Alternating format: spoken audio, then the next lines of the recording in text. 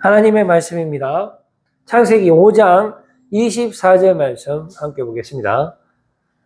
에녹이 하나님과 동행하더니 하나님이 그를 데려가심으로 세상에 있지 아니하였더라. 아멘. 익투스 교회를 위해서 함께 기도해 주시면 감사하겠습니다. 오늘은 익투스 처치 캠페인 난스탑 주님 생각하기 캠페인이죠. 15번째 제목은 세상에서 가장 오래 산 사람 에녹이라는 제목으로 주님 주시는 은혜의 말씀 나누기를 원합니다.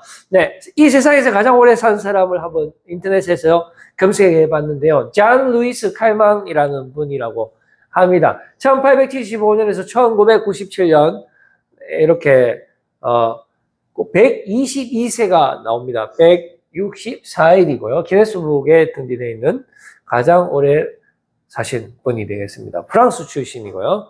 그러면 이제 성경에서 가장 오래 산 사람은 누구일까요? 그 다음 PPT 한번 보겠습니다. 족보에 보면, 성경의 책 족보입니다. 아담 족보에 보면은 969세, 무드셀라가 엄청나게 오래 살았다라는 것을 알 수가 있습니다. 그런데 이 무드셀라의 아버지가 누구냐면, 그 다음 PPT 한번 보여줘 보세요. 오늘 우리가 만나게 되는 바로 에녹이 됩니다. 그 무드셀라의 아버지가 에녹인데, 이 에녹은 365일 산 게 아니고요. 무려 365세를 살았다라는 것입니다. 그런데 그 족보에 보면, 에녹만 유일하게 죽었더라라는 표현이 없습니다. 물론 엘리야도 불술의 불말을 타고 죽지 않고 바로 하늘나라로 갔지만은 이 에녹이 어떻게 보면은 이 세상에서 가장 오래 산 사람이 아니고 실제로 지금 살아있는 사람으로 결론을 내릴 수가 있습니다. 왜냐하면 에녹이 엘리야보다 선배잖아요. 이 아담의 족보 이야기 다시 한번 볼까요? 그 다음 PPT 한번 봅시다. 아담의 이 족보에 보면은 대표적인 인물 10명이 이렇게 나열되는 것을 볼 수가 있는데, 그 10명이 모두 다 엄청난 초고령을 살았다라는 것을 알 수 있습니다. 아담에서부터 노아까지거든요. 자, 그런데 어느 순간부터 인간의 수명이 120세를 넘지 못하게 되는 것입니다. 그 시점을 보면은 바로 이 아담의 족보 이후부터거든요. 그러면 아담의 족보가 성경에 나타나고 그 이후에 어떤 사건이 있냐면은 바로 홍수 사건이 있습니다. 그러니까 불순종의 아이콘이죠. 사람들이 하나님을 따르지 않고 세상을 더 사랑하기 시작하는 그 시점부터 인간의 수명이 급격하게 줄어들어서 120세를 넘지 못한다라는 것이 성경에도 기록되어 있거든요. 창세기 6장 3절 말씀에 보면은 그러나 그들의 날은 120년이 되리라라고 말씀하고 있는데요. 실제로 지금 우리 지구상에서 아까 전에 우리가 그 칼망 할머니를 제외하고 120세를 넘긴 사람이 없습니다. 칼망 할머니 제외하면 마리아 브라냐스라는 분이 116세를 사셨고요. 자, 지금 현재 그렇네요. 그럼 칼망 다음으로 오래 산 사람의 나이가 119세. 그러니까 120세를 넘지 못했다라는 것을 알 수가 있습니다. 그런데 아담의 족보가 성경에 나오지만은 그 족보 그 전에 나오는 두 개의 족보가 있는데, 실제적으로 성경이 제시하는 첫 번째 족보는, 그 다음 PPT 한번 보여줘 보세요. 가인의 족보라는 것입니다. 다른 말로 표현하면 살인자의 족보가 안타깝게도 성경책에 가장 먼저 등장하는 족보책이다라는 것이죠. 왜 가인이 살인자의 족보가 됩니까? 가인에게는 아벨이라는 동생이 있었는데 가인이 아벨을 죽여버리거든요. 그런데 그 가인의 후손들의 족보가 성경에 가장 먼저 등장한다는 것은 바로 이 세상이 모두 다 하나님을 가장 소중하게 생각하는 것이 아니고 그야말로 인류, 물질, 사탄 마귀가 제공하는 세상의 모든 만물들을 더 사랑한다라는 것을 보여주는 것이죠. 창조주보다 그 창조주가 만든 그런 모든 이 사물들을 우리 인간이 더 사랑하는 우리의 조상들의 모습들을 가인의 족보를 통해서 보여준다라고 볼 수가 있습니다. 그래서 인류의 발전, 긍정적인 측면에서는 인류의 발전을 의미하는 족보의 내용이라고 볼 수 있고, 또 인류의 시작이라는 그런 의미도 가지고 있습니다만은, 그러나 이 화려함 뒤에 숨어 있는 것은 화려함만 추종하고 하나님은 우선순위에서 밀려난다라는 그런 치명적인 내용을 담고 있다라는 것이죠. 조금만 더 자세히 살펴보면은 이렇게 됩니다. 여기에 등장하는 다시요. 여기에 등장하는 에녹을 보게 되면은 이 성 이름 자체가 에녹이니까 어떤 인간의 건축물. 그리고 라멕이라고 등장하는 여기는 아내가 벌써 2명이죠. 그 다음에 야발이라는 또 사람은 이 가축 치는 자의 조상으로 나타나고요. 유발은 수금과 퉁소고, 두발가인은 구리, 세기구 뭐 이런 제작자의 조상이라고 이제 성경은 언급하면서 이 족보의 마지막에 라멕에 대한 노래로 마무리합니다. 여기 등장했던 이 라멕을 다시 한번 반복해서 기술하면서 이 노래를 부르는데, 그 노래의 내용은 이 족보의 가장 선조라고 말할 수 있는 이 가인이 살인을 저지르는데, 그 살인을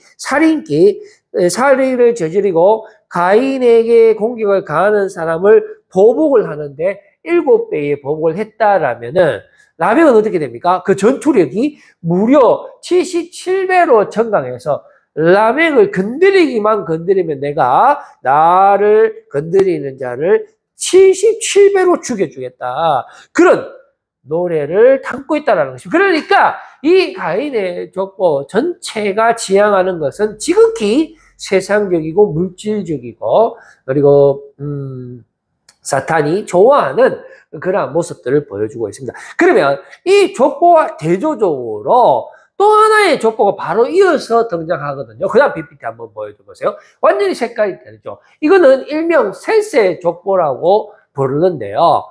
다른 말로 하면 아벨의 족보입니다. 가인의 동생 아벨이죠. 가인에게 죽임을 당했는 그 아벨의 족보인데요. 그 족보의 핵심 내용은 한번 보겠습니다. 아담이 다시 자기 아내와 동침하매 그가 아들을 낳아 그의 이름을 셋이라 하였으니, 이게 뭡니까? 원래 아담과 하와가 최초의 인간인데 가인과 아벨을 놓잖아요. 그런데 가인이 아벨을 죽이게 되었을 때 하나님께서 아벨 대신에 셋을 다시 주시는 것입니다.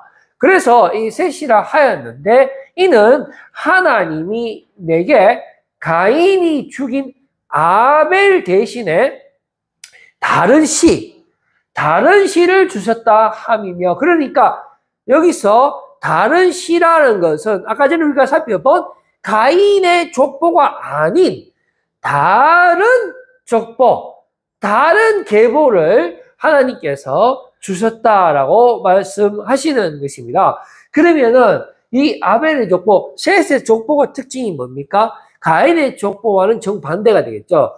가인의 족보에 등장하는 그 조상들은 모두 다 인류를 상징하고 하나님보다 세상을 더 사랑했다라면은, 여기에 등장하는 셋의 족보에 등장하는 조상들은 세상보다 오직 하나님을 더 사랑하고 하나님과 더 가까이 하고 하나님의 말씀으로 살았다라는 것을 대조적으로 보여주고 있다라는 것입니다. 26절 보시면은 셋도 아들을 낳고 이제 후손이 어떻게 커갑니까? 그의 이름을 에노스, 이 에노스의 뜻이 사람이거든요. 그런데 이 사람의 특징이 뭐냐 하면은 사람들이 비로소 여호와의 이름을 불렀더라. 그러니까 하나님의 이름을 찾고 주님의 이름을 부르고 주의 이름을 간구하고 또 주님의 인도하심을 받는 삶을 살아간 사람들이 바로 셋의 족보고, 이와 반대로 가인의 족보는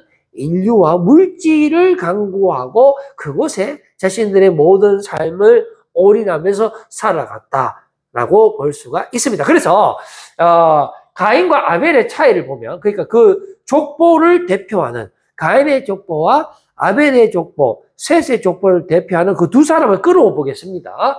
가인과 아벨이죠. 이 차이는 뭐냐면은 우리가 그 살인 사건으로 다시 한번 돌아가 보면은 이 가인은 농부였습니다. 아벨은 양을 치는 사람이었어요. 그런데 이 두 사람이 똑같이 첫 번째 난 소산물로 하나님께 제사를 지냅니다. 예배를 지냈는데요. 그런데 똑같이 그 가인이 취할 수 있는 것은 농산물밖에 없잖아요. 양이 없어요. 근데 아벨은 어차피 양을 키우는 사람이니까 양의 첫 번째 거를 하나님께 드렸죠. 그런데 미스테리하게도 하나님께서 가인의 제물은 받지 않고 아벨의 제물만 받았습니다. 그렇게 했을 때에 이 마음의 문제죠. 아벨이 가인이죠. 가인이 화를 내면서 몹시 분해하면서 하나님을 미워하기 시작하는 것입니다. 하나님을 더 이상 신뢰하지 않는 것입니다.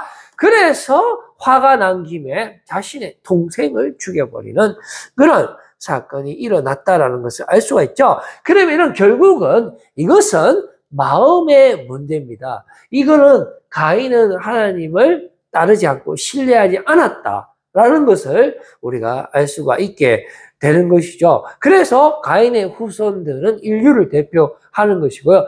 아벨은 하나님의 마음에 합한 자, 하나님을 정말로 사랑하는 자의 대명사로서 그의 후손들이 이렇게 쭉 이어지는데 이 두 개의 족보가 대조적으로 나오고 그 다음에 아담의 족보가 이제 통합적으로 나오면서 그 이후에 홍수 사건이 일어나고 120일밖에 되지 않는 그런 성경의 흐름을 우리가 알 수가 있게 되는 것이죠. 그 다음 PPT 한번 보여줘 보세요. 자, 이거는요, 여러분 한번 맞춰 보십시오. 이게 무엇이겠습니까? 자, 이거는, 자, 실사판 노아의 방주인데요. 그 다음에 PPT 한번 보여줘 보세요. 이게, 똑같은 사이즈로 만들었다고 합니다. 네덜란드의 작가 요한 휘버스라는 사람이 2012년도에 만들었는데요. 한국에 기증하겠다라는 그런 의사를 밝혔습니다. 제작 기간이 7년이고요. 무려 57억의 돈을 투입해서 만드는데 문제는 우리나라에 지금 오는데 이 운반 비용이 70억이나 들어요. 57억 갖고 만들었는데 이 바지선에 저거를 태워서 한국까지 오는데 2개월 반이 소요되는 그 총 운반 비용이 70억이라는 것입니다. 상당히 이게 좀 애매하지 않습니까? 그게 지금 계획대로 원래 지금 오고 있는데 벌써 왔어야 되는데 아직까지 도착을 못하고 있습니다. 어떻게 될지 조금 더 지켜봐야 되겠죠. 자, 노아 지금 그 다음 PPT 한번 보여줘 보세요. 이 노아는 에녹과 상당히 비슷한 점을 가지고 있습니다. 둘 다 족보에 등장하죠. 아담의 족보에 등장하고 있는데 이 노아는 그 아담 족보의 막내입니다. 총 10명으로 형성되는 그 아담의 족보, 인간의 대표만 쫙 이렇게 진술하는데요. 전부 다 초고령을 사는데 가장 막내가 노아죠. 에녹은 초반부에 나오고요. 그런데 이게 보면은 노아의 특징은 산 꼭대기에 배를 만듭니다. 바닷가에 배 만드는 것도 아니고 산 꼭대기에 배를 만듭니다. 사람들이 다 욕을 했단 말이죠. 그런데 더 놀라운 것은 배를 만든 기간이 무려 100년이라는 거예요. 100년. 최대 100년이요. 물론 조금 더 짧을 수도 있는데 왜 100년이라고 우리가 산출할 수 있냐면 이겁니다. 500세 때 이 최초로 이제 언급이 됩니다. 노아가 이제 언급이 되고 그 다음에 600세 때 방주에 입장했다라는 성경 기록이 있으니까 이 하나님의 말씀을 듣고 이제 방주를 만들으라는 그 500세 때 그리고 600세를 빼면은 100이 나오잖아요. 그러니까 지금 이 노아의 삶이라는 것은 정말로 하나님만 신뢰하고 살았다는 것을 볼 수가 있습니다. 직장 다 때려치우고 사람들이 무슨 욕을 하는지 간에 정말로 말도 안 되는 삶을 살았죠. 그러나 하나님의 말씀을 신뢰했기 때문에 하나님께서 홍수로 세상을 멸하겠다라고 말씀하셨고, 그리고 노아에게 너는 산꼭대기에 배를 만들어서 그 홍수에 대비하라 했기 때문에 노아는 오직 주님만이 나의 살 길이라는 것을 알았죠. 그래서 세상의 모든 것을 포기하고 오직 주님만을 바라보고 살았다라는 것을 알 수가 있습니다. 그래서 에녹과 상당히 닮아있다라는 것인데요. 우리가 말씀을 통해서 확인해 볼까요? 공통 단어 찾기, 그 다음 PPT 한번 보시면은, 자, 한번 봅시다. 이거는 에녹이잖아요. 에녹이 하나님과 공통 단어가 지금 동행이죠. 동행하더니 어떻게 했습니까? 하나님이 그를 데려가심으로 세상에 있지 아니하였더라 라고 말씀하여 주고 있습니다. 그러니까 에녹은 정말로 하나님과 동행한 사람이고 하나님을 기쁘게 하는 사람이고 세상보다 오직 하나님만 신뢰하고 살았다라고 볼 수 있고, 그 다음에 노아도 마찬가지입니다. 이것이 노아의 조건이라, 노아는 의인이요 당대의 완전한 자라. 그는 하나님과 동행하였으며 라고 말씀하여 주고 있지 않습니까? 그러니까 여기서 공통단어는 동행이죠. 에녹과 노아처럼 정말로 하나님과 동행하는 삶을 우리가 살아가야 하겠습니다. 그것이 우리가 영원한 생명을 누릴 수 있는 길이고요. 그것이 하나님의 기쁨이 되는 삶이고요. 또 하나님께 영광 올려드리는 삶이고 주님이 원하시는 그런 삶이 된다는 것을 우리가 알 수 있습니다. 자, 모세 오경의 핵심을 한번 보겠습니다. 신명기 30장 15절에서 16절. 우리가 모세 오경이라고 생각하면 상당히 좀 율법적이고 상당히 딱딱하다라고 생각하잖아요. 자, 그 과연 그런지 한번 볼까요? 보라, 내가 오늘 생명과 복과 사망과 화를 네 앞에 두었나니. 이건 모든 것이잖아요. 이 모든 것의 주관자가 누구라고요? 내가 하나님이에요. 우리의 생사와 화복을 주장하는 분이 하나님입니다. 우리의 생사와 화복을 주장하는 것이 마귀가 아니고요. 자, 그러면은 우리가 하나님을 신뢰하고 나가면 이 모든 축복을 누릴 수가 있는데요. 그 방법이 16절에 나옵니다. 곧 내가 오늘 네게 명령하여 내 하나님 여호와를 첫 번째 뭐죠? 사랑하고 그 모든 길로 행하며. 이게 첫 번째. 그 다음에 율법은 두 번째예요. 그의 명령과 규례와 법도를 지키라. 이 두 번째죠. 자, 그렇게 하면 어떻게 됩니까? 네가 생존하며 번성할 것이요 또 내 하나님 여호와께서 네가 가서 차지할 땅에서 내게 복을 주실 것이니라 라고 말씀해 주고 있지 않습니까? 그러니까 율법이 아니고요. 모세 오경에 율법이 아니고 정말 중요한 것은 바로 믿음이다. 하나님과의 관계고 하나님과의 동행이고 그리고 하나님을 사랑하는 것이다 라는 것을 알 수가 있습니다. 그러면 율법은 그러면 아닙니까? 아니죠. 두 번째 있잖아요. 우리가 예수님한테 어떤 청년이 물어봤죠. 최고의 율법이 무엇이냐? 너는 목숨을 다하고 뜻을 다하여 너의 하나님을 사랑하라. 그리고 내 이웃을 사랑하래. 우리 이웃을 사랑하기 위해서는 율법이 필요합니다. 하나님의 마음이 가장 필요하지만은 그러나 우리가 십계명에 이웃을 사랑하라는 부분이 있기 때문에 이게 율법이 또 폐지되는 것도 아니잖아요. 그래서 결과적으로 이 토탈 동행입니다. 토탈 동행.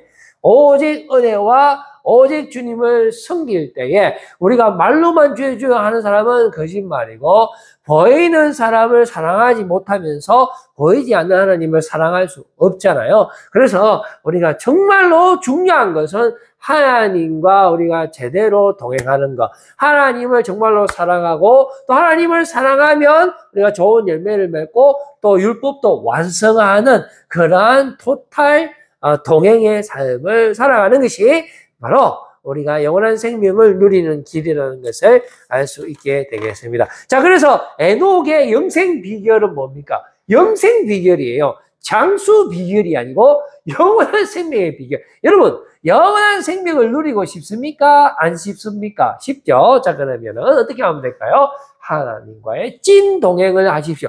세상과 찐 동행을 하지 마시고 하나님과의 찐 동행을 하셔야 됩니다. 이게 어떤 동행이냐 하면은 아예 세상에 없는 동행이죠. 에녹이 아예 세상에 없는 동행을 하나님과 했잖아요.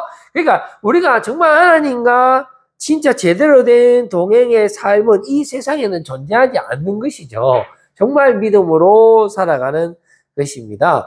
여러분, 그래서 우리가 나 무엇과도 주님을 바꾸지 않으리라는 찬양의 고백처럼 여러분 절대로 에녹처럼 노아처럼 그렇게 살아야 됩니다. 중간은 없어요, 여러분. 약간의 틈을 보이면은 그대로 무너지는 것입니다. 그 사실은 틈이 아니고 빙산의 일각인 것이죠. 조금만 틈이 보이는 것이지만 그 순간은 온전히 사탄 마귀의 지배를 당하게 되는 것이에요. 그러니까 여러분 난스탑으로 주님과 동행하는 거예요.